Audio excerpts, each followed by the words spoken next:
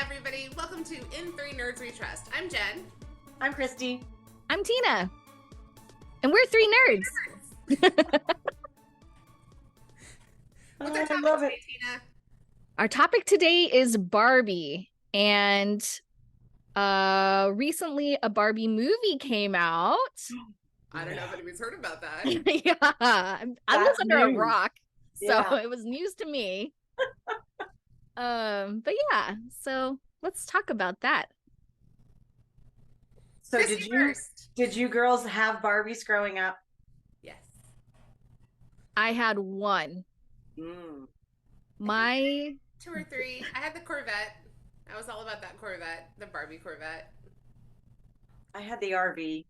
You had the RV? Oh, that's amazing.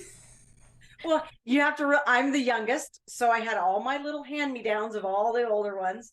So I got whatever everybody else had already had and demolished, which was fine. I kind of had the weird Barbie, the one in the movie. She was my favorite anyway. Yes. Yeah. So that was my question for you guys. Did you have a favorite or a Barbie that you identified most with in the movie? You have a Barbie with you right now. Wow. Did you buy it today? Not today, but I did buy it recently, only because I was doing some research and I was quite impressed with the diversification that they've gotten into. And I want to touch on that because for me, the gal that created Barbie just made it the way she saw dolls. Right. And there's this big, there's only one type of doll. She's blonde hair, blue eyes, size 6 shoe, yada, yada, yada. And so people started to talk about it like that was a bad thing. Well, I don't know that it was a bad thing. I think it was just the familiar thing for them to start with. Right. And then all of that changed when they started introducing different dolls. And I loved this one because she's kind of like, peace, love, and, rock and roll. It looks very California style. Yeah. I don't even know what her name is, but she's adorable. I figured I'd play with her after we used her for this. I love it. But that's what I figured. I just love the idea that they have different sizes and shapes. Like through the research for this, I found that they have short, heavier girls that like to go camping, and I can totally identify with it. But it didn't stop me from playing with Barbie that was blonde hair, blue eye, tall, thin, and didn't look anything like me. Right. So, but I did like that I have a camping friend now. Nice. So what did you guys find? So I think my biggest thing right off the bat, and I've thought a lot about this since then, my only thing with the movie when I first saw it is the one-notedness of the guys. Because, Ken is very one-note. So are all of the executives. It's all of the guys, you don't really get into the flesh of their character. And I noticed that, and then I went back and I said, well, that's because it's a mirror image. So there's so many movies, there's so many books, there's so many characters of women that are one note. She is the sassy secretary. She is, they typecast into one role with no other, drive, no other true passion of these people. And I was like, that's why. I can see that. I can see where you're saying with that because, a lot of movies, you'll say, oh, she's a strong female character. The fact that we have to say that there's a strong female character in this means that a lot of the rest of them really are not. They're like the screaming damsel in distress and doesn't really add very much to the movie except, in her stereotypical ways. So yeah, I see where you're saying about that. And it bothered me at first because I was like, people are, three-dimensional. But then I looked back and I said, you know what? That's exactly what this movie is about, is just showing you a different viewpoint. And the fact that it bothered me so much that the Kens were one-dimensional, but it hasn't bothered me about movies where the females were so one-dimensional really got in my head.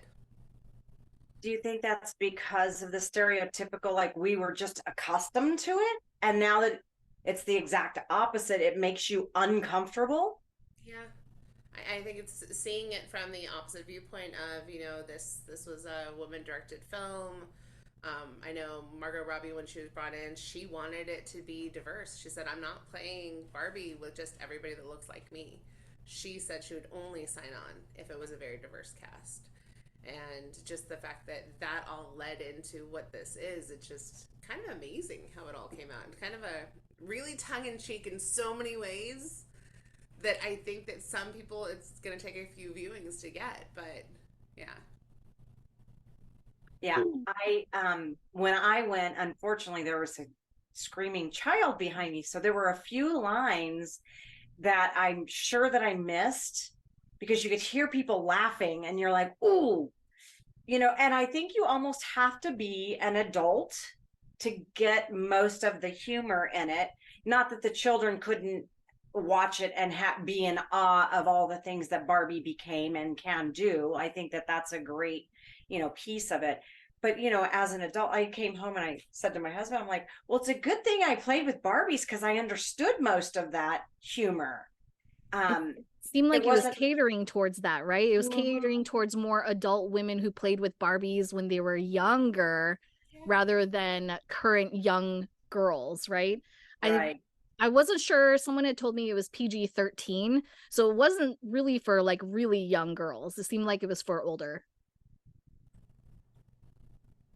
I didn't know there was PG-13, but maybe I did. I don't know. Let me check on it right now. Hold on. It probably was, because although there were some very young children there, like crying babies. Yeah,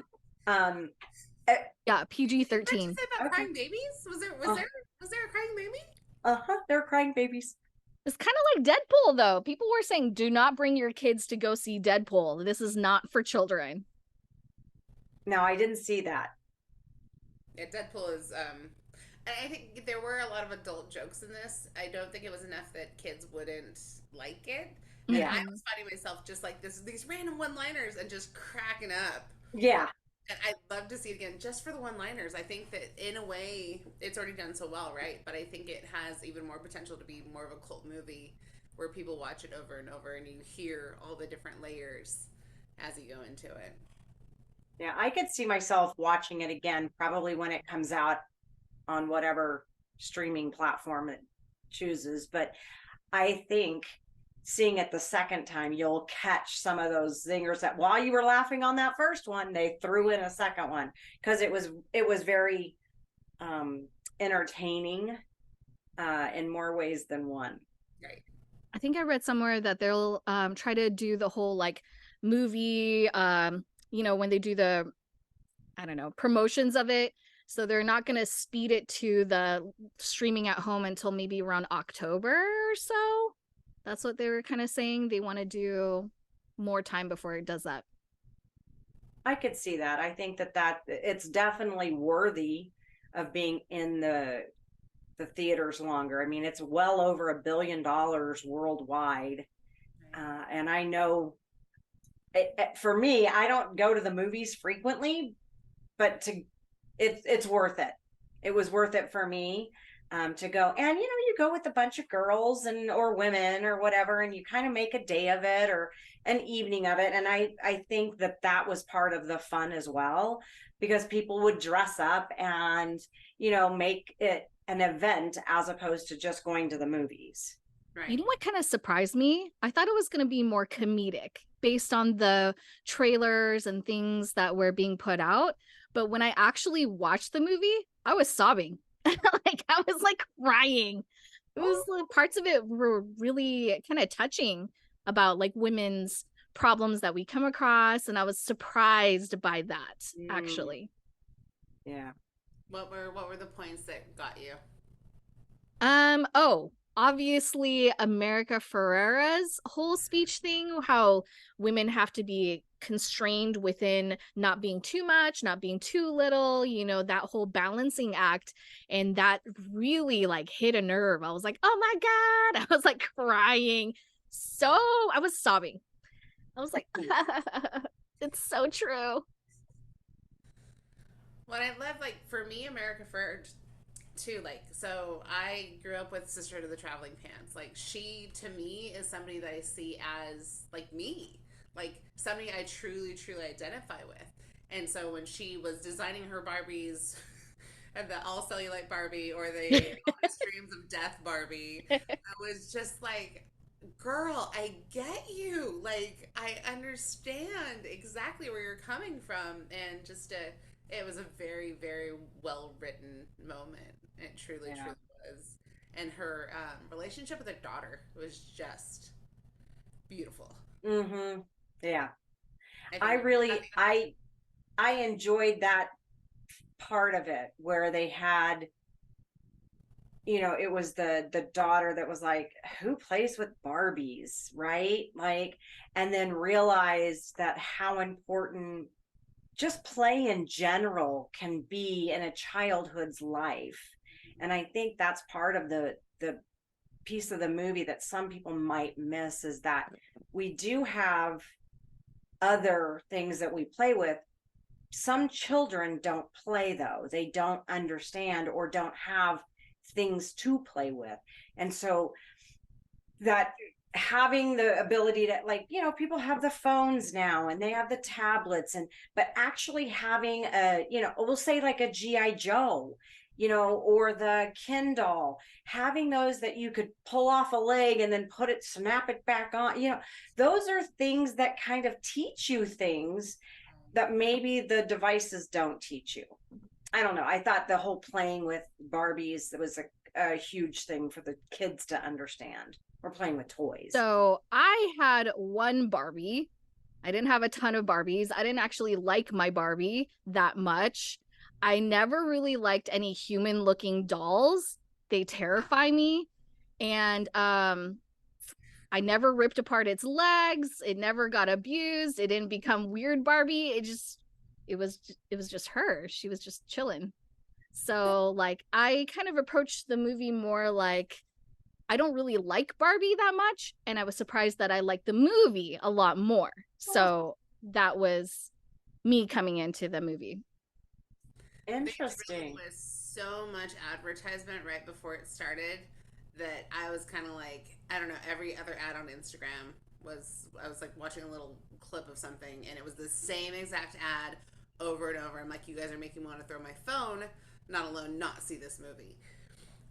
But then the reviews came in so good. So there's so many ways it could have gone, right? It could have been just like a little light commercial thing that's kind of fun but silly. And I just love what Greta Gerwig did to make it. There's so much more layers to it. And do you think it was over advertised? Because that's a whole different layer of, just the dolls in general. Do you think that it's over advertised, or do you think that there's still a piece of Barbie that can live on forever because now the movie has re-energized it? I think it was a little bit over advertised, but not enough that it killed me from watching it. So obviously, it wasn't. It didn't kill the deal. And I I feel do like that's think, the right amount of advertisement if it yeah, got you to the movie theater. right. And I do agree that now that the movie exists, I know Ryan's daughter absolutely loved it, and that's a teenage girl, and you just never know how it's gonna go. And she sent me pictures of her weird Barbies, and she's like, I just played too hard. But I mean, I just love that seeing that impact that it had in a teenager's life, who sometimes they're a little bit harder to get through to, and to understand the depth of this. So I have a little tutoring business, and one of the parents that came in, he has 4 daughters, and he when we're doing this podcast, I was like, oh yeah, we're gonna do something lighthearted. We're gonna go watch the Barbie movie and we're just gonna see how it is and talk about it. And he's like, lighthearted? No, the Barbie movie is so controversial. I would never bring my daughters there. This is definitely not something that I want them to see. And I was just kind of like, surprised.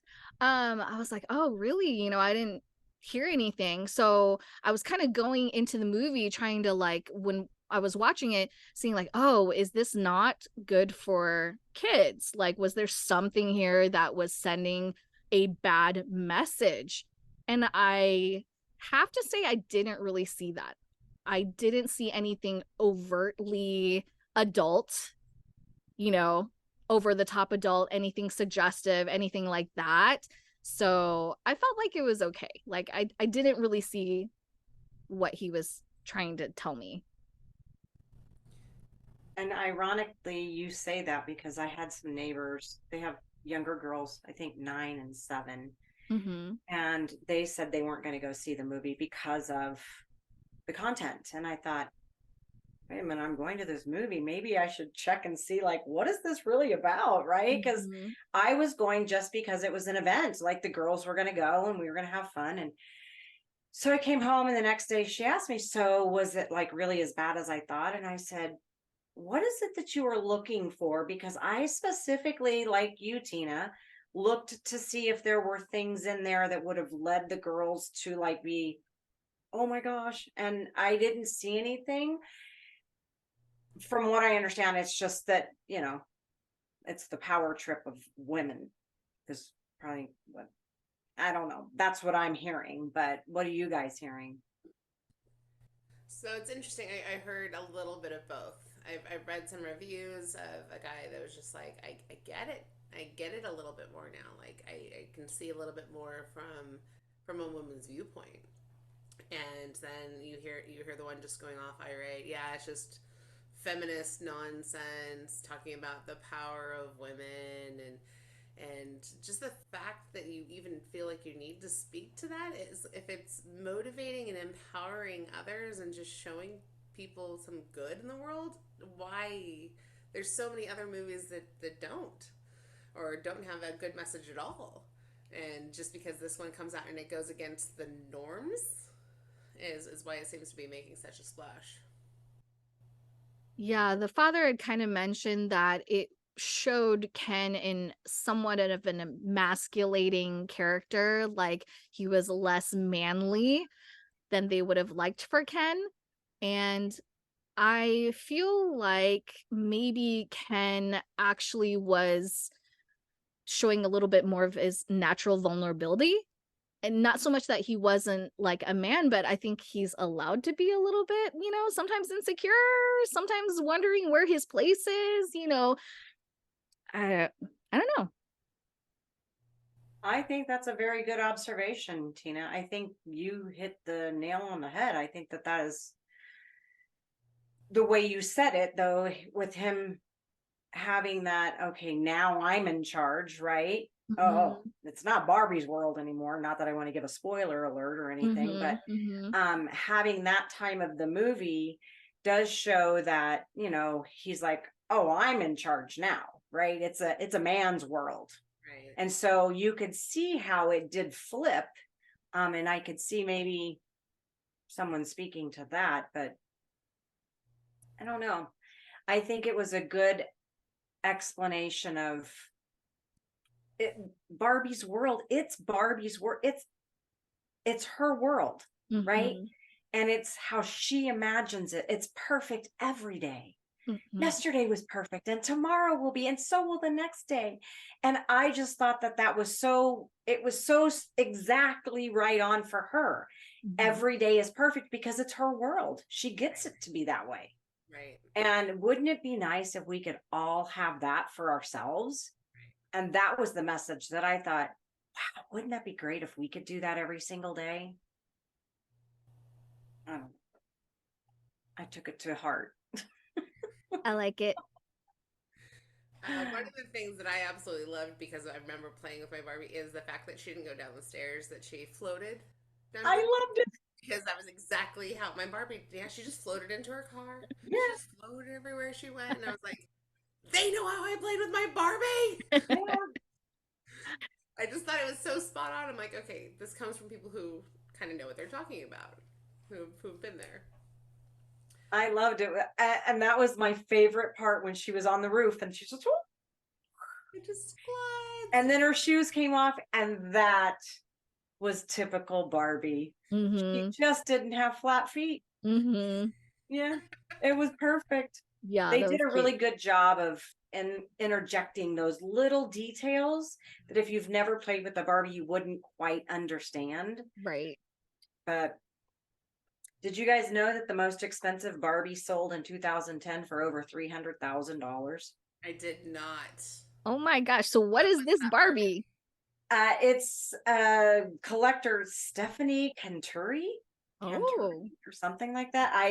I meant to look it up and see what the picture looked like, but can you imagine someone spending over $300,000 on a Barbie? I showed a house one time. I didn't take pictures there, but I think I showed the house or I went there for something. Maybe it was like the weekly tour or whatever, monthly tour. The house was filled with dolls, Barbies. A whole room was lined with them. And I was like, Oh my. this is a collector. She's a collector. I was like, oh my goodness. Oh. Ah, that's crazy. But people do. They collect them. They have tons of them. People collect everything. I mean, yeah. Did you know that Ken's only had 40 occupations compared to Barbie's 150 plus careers? Oh, didn't know that. Mm-mm. Do you know what Ken's last name is? No. Carson. Oh, look at you. Yeah. Yeah. And did you know that Barbie has a whole family? Like I apparently skipped generations. I didn't know that Skipper was her younger sister and that Tootie and Tatty and Todd, something like that. There's twins that are younger than them. They're all family. Who knew? Oh. Yeah. Yeah. Well, then that actually leads us to Midge. Let's talk about Midge. Oh, okay. Let's talk about The Midge. controversial pregnant Barbie. Yeah. She was married to Alan, though, when she got pregnant. On her second or third release, yes. They finally married her to Alan. She had, what was it, a magnet that connected her abdomen so you could pull it off and there was a little baby nub in. And they thought that it was going to help explain childbirth. From what I read, this was going to help explain childbirth to, expectant mothers or something. I don't know. I'm thinking, I don't ever remember Midge making an appearance for me. No. Maybe that's why I only had one kid. Well, and she was introduced to be a friend to Barbie. Yeah. And they introduced Alan to be a friend to Ken. And they're like, oh, let's just get them married so that she doesn't have babies out of wedlock. So when I looked at the pictures of Midge, and it looked terrifying just because of the way it was set up. I mean, anatomically, I guess. But I feel like if it were me as a girl playing with baby dolls, I would much rather just play with the baby doll. Like a cuddly, cute baby doll version, not like a tiny giving birth baby doll, like the baby in the cake kind of doll, Right. Yeah. I think they may have missed their mark on that one. That's for sure. Mm-hmm. Hi. So I liked how the origin of Barbie. I was reading how Ruth Handler, she noticed that her daughter Barbara, who became Barbie, really liked to play with toy dolls and liked to put like fashions on them. And there wasn't really anything like that to do in the States yet. So the one that she found was over in Germany called the Build Lily. It's interesting though because that doll was initially sold to adults, and it was to dress up in outfits, but it had a fully adult connotation to it. But she liked that it was a full size and you can dress it up, and so brought it back in order to make Barbie from that idea. Interesting. Yeah. And you said it was from where? From Germany. Germany. Huh. The toy doll was called Build Lily. Huh. They say the adult figure doll was exactly what Ruth had in mind, so she purchased 3 of them. She gave 1 to her daughter and took the other 2 back to Mattel. Huh. Interesting. Isn't that? And I think back in the day, that had to have been in the 50s, right? 56. It wasn't, there was no Amazon. So you actually, you had to either go there or wait for them to be shipped. Yep. Yeah. Pretty weird. We're a little spoiled nowadays. Right. We totally are. Yeah. Unrelated fact, Bratz was also developed by someone who is working at Mattel, and that's more of like a fashion forward like doll as well. And randomly, I don't think you know this about me, I used to do child size hand modeling for like Bratz commercials. Oh, I didn't know it was for the Bratz commercial. I Yes. remember it was child size hand modeling. Child size hand modeling for Bratz commercials. Oh So my random. gosh. Yes. So while I don't have any Barbies, I did have like one Bratz doll that I would practice my like child size hand modeling on as an adult. As an adult. Well, that makes sense. You're very petite. How neat is that? That's very cool. It's kind of cool. Tell them about how you had your hands insured. No. Okay. So I was just looking for some like kind of work on the side. I know that sounds weird, but the ad was like looking for small hands to play with toys. So I'm like, okay, I've got small hands, and so I had to send a picture of my hands.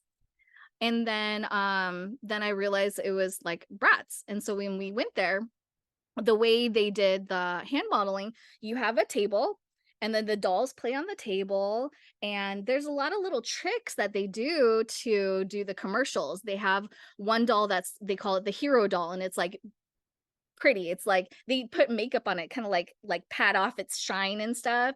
They have tiny little hair curlers to curl her hair to be like perfect. Just like really, yeah, interesting things. And so it was me and sometimes 2 other ladies, all with very tiny hands. One of the girls did like print ads for Mattel for Barbie because her hands were so small. In typical real estate fashion, I shook her hand when I met her and it felt like melted butter. Like it was the most uncomfortable feeling when you shake someone's hand for them to be so small and tiny and soft. Which is really weird. So how long ago was this, Tina? It was in the last real estate recession, so probably 2007. Oh. Yep. I would drive to LA and we would do the shoot, and it would take like all day long. And yeah. So it's kind of interesting. Yeah. You can still see some of the commercials on YouTube. My hands are famous. The more you know. I think we need to do an episode on that. I want to see your hands in one of these episodes. Like a follow-up. Yeah. I like that. I'm going to have to go in and try and find them. Where are Tina Jan's hands now? So weird. That just sounds weird. Oh. I have some random Mattel facts. Do we want to do that? Mm-hmm. Sure. Okay. The company's first big hit was the Yuka-Doodle, which was a child-sized ukulele. And my comment about that is, aren't they all child-sized? Have you ever seen a giant-sized ukulele? Not recently. And that led me down the rabbit hole to find out that the word ukulele in Hawaiian means jumping flea. I don't even know how the connection happens. They said something about like when you're playing it because you have to move your fingers so tightly. Oh. I don't know. That's what I read online. Well, I don't know if you should trust everything you read online. Rabbit hole. Mattel also created the Magic 8 Ball, which sells an average of 1 million units yearly. It was inspired by the mother of the inventor, who was a clairvoyant. Oh. Do either of you have Magic 8 Balls? I used to. I didn't have a lot of toys. Can I get mine? Do you have one? Not right now. I need to ask it a question right now. No. Okay, you could ask it. I'll make up the answer. That's what happens when you're poor. So we would just make up answers. Perfect. Yeah. Let's see. Barbie was launched in 1959, and she actually made the Hall of Fame in 1998. They also have Hot Wheels, which debuted in 68. They had Uno, which was invented by Merle Robbins, a barber shop owner in Reading, Ohio. Hmm. And then the last note I put down was that He-Man was launched in 1982. So all of these things are very big on, yeah. Oh, by the power of Grayskull! She-Ra. Oh yeah, can you do your She-Ra mask? She-Ra. No, I don't know. I like Wonder Woman. Wonder Woman's great too. It's an older person's, yeah. There you go. Mm-hmm. I had one other thing. Okay, so you know how it talked about, did you remember the IRS thing that came up? Nope. What's that? So Ruth Handler was actually kicked out of her company because of tax fraud and embezzlement. And her and her husband were forced to leave Mattel. And the U.S. Securities and Exchange Commission did charge her. She was fighting it, but then she changed it to plead no contest because she just didn't want to fight anymore. And so she was fined $57,000 and sentenced to 2,500 hours of community service. Oh my gosh. Wow. She had actually come down with breast cancer not long before all this happened. So she had been said to, you know, she was going through a lot of the time. And it made her, she said it made her unfocused on the business. The interesting thing that I thought was that the three other defendants in the case who also pleaded no contest, they got $5,000 fine and 160 hours of community service. So there's a big difference between 57,000 and 5 and all of the community service. And she also said that the marketing guys who put them up to it were not charged at all. Wow. Interesting, sad history Mm-hmm. of how Ruth Handler got out of the business. But she did actually start a company to develop mastectomy pads. So because she had breast cancer, she had a second company to develop basically not implants, but like prosthesis. Interesting. She sounds like a really great like inventor or something. Like, you know, I don't know. I didn't do any research about her, but she sounds like she's really talented that way. Takes a creative person to come up with that and then just completely switch gears and take a bad scenario and make something amazing out of it. So she has to be a good person at some level because she's created it and then shared it to the world. And created it for her daughter and created it to let girls see all they could be. They could be astronauts, they could be teachers, they could be whatever they could truly imagine. Brokers. Careers for it. Do they have a real estate broker, Barbie? Oh, they should. They should. We should make one. Yes. Could be the signature model for you two. There's the Jen Barbie and the Tina Barbie doing their real estate brokerage work. We could have two different changes of clothes. There's the work from home with the coffee and the coffee stains and just hair up in a bun. And then there's the professional, I'm going out. I'm showing homes. They're going to show homes. She's kind of sweaty from showing homes, coming in and out from the AC of the car and the hot house. And she's just generally shiny. Like, it just doesn't go away. Oh, that would be fun. She's eating her lipstick off from when she's been like on the go driving and eating at the same time. Half the lipstick is on just the rim part of it.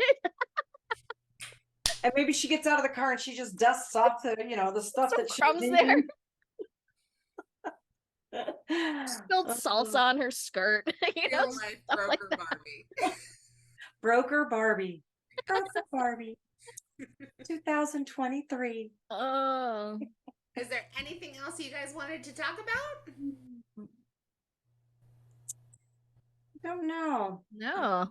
I like the broker Barbie idea. I think we should submit it. Mm-hmm. Yeah. Yeah, why not? On the next episode of In Three Nerds We Trust, we debut Broker Barbie. Stay tuned. Right. Love it. I think we should ask for suggestions going forward. What would our viewers like to hear us talk about? I I like know that. we have a lot of opinions, but what would they like to hear? Like it. I want to hear it. Ooh, I did have one other thing, and I forgot. So there is talk that Will Ferrell, in his role as CEO, is actually Buddy the Elf grown up. Remember when they got into the elevator and he says, "I press the button"? Do you remember an elf when he hits all of the buttons going down? Yes. He also says that there's a tickle fight, and an elf, he gets in a tickle fight with James Caan, his dad. Wow. Wow. And then there's one more layer in the Lego movie during one part where it shows Will Ferrell in his basement with all of these Legos that makes up this whole entire city, and he's the CEO of a toy company. So there's talk that all three of those things connect, and that the CEO is actually Buddy the Elf. Oh my gosh. In charge of a company. That is so cool. And isn't that funny how they weave things through? And it truly is the people that pay close attention that catch all of that. That's why I say I think I could go watch it again and finally catch some of it. Yeah. Mm-hmm. So I agree. that's a great way to end this episode. What do you guys think? No, I love it. Love Yeah. the connections. Okay. Bye. Bye. Thank you for coming to In Three Nerds We Trust. And that brings us to the end of another exciting episode of In Three Nerds We Trust. Thank you for listening and hanging out with us today. If you have any questions or topic suggestions, reach out to us at in3nerdswetrust@gmail.com. We would love to hear from you, so don't hesitate to reach out. If you found some value in today's episode and want to stay connected, here are a few ways you can do that. Subscribe to In Three Nerds We Trust on your favorite podcast platform so you never miss an episode. Leave us a rating and review on any of the platforms. Your feedback helps us improve and reach a wider audience. Share this episode with friends, family, or anyone who might enjoy the thoughts and insights we shared today. We'll have a new episode every other week, so please stay tuned for more interesting topics. Thanks again for your support, and follow us on Instagram and YouTube as well. Bye!